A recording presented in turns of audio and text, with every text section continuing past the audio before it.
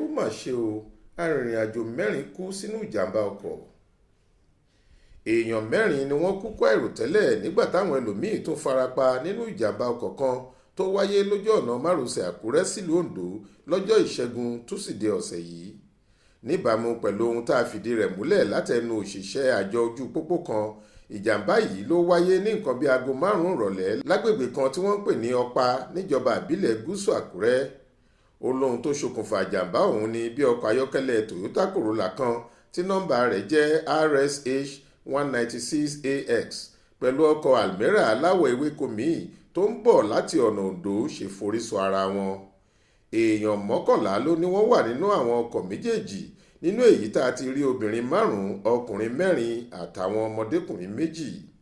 Ó ní lójú ẹsẹ̀ ní 3 nínú àwọn obìnrin náà pẹ̀lú àgbà obìnrin kan ti kú tí àwọn èrò ọkọ̀ ọ̀hún yòókù sì farapa yánnayànna.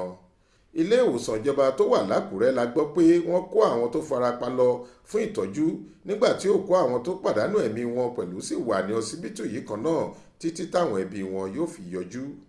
Ẹ̀ṣọ́ ojú pópó ọ̀hún ní púpọ̀ ẹrù táwọn bá nínú ọkọ̀ méjèèjì làwọn ti kó fáwọn ọlọ́pàá tẹ̀sán B division tó wà lókè àró nílùú Àkúrẹ́. Olúṣèyẹ Ìyádé ló ń jábọ̀ ròyìn fún iléeṣẹ́ tẹlifíṣàn Aláròyé online. Faith Adébọ́lá ló kà á sétí ìgbọ́ yín.